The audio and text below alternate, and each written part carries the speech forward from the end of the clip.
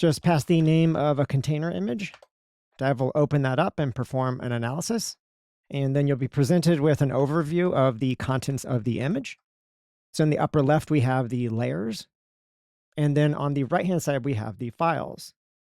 And right now, the focus is on the layers because there's a little dot next to the title. So I can move up and down through the layers. And over on the right-hand side, you can see the files that are added, removed, etc. So if I just arrow down through this, you can see how each layer is adding another file in the Docker entry point directory. You can tab over to the files, and then there are some key bindings to hide, for example, unmodified files.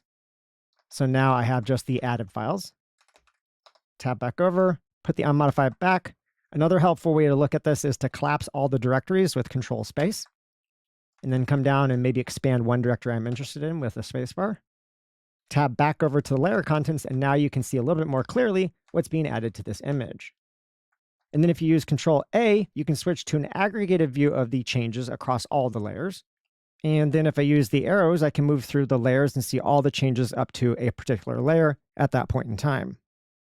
So in the final layer here, you can see everything that was added to this image. And then for each layer here, you can see the details of that layer, including the command. So if I up arrow here to this layer, we have a lot of commands. This is the Docker file for this image. You can see right now, this is the run layer with the set-x. And if I scroll down here, you can see the copy instructions here, which correspond to the rest of the layer changes. And then down at the bottom, you have an analysis of potentially wasted space. And then one more feature, Dive has a build command, has the same arguments as the Docker image build command. That'll perform whatever build is inside. Once that's done, then it'll open up the analysis for you. And then this image, if I tab over and hide the unmodified files, come back to my layers here, this image can show you how files are added. Lots of files are added. That's from an apt-get install.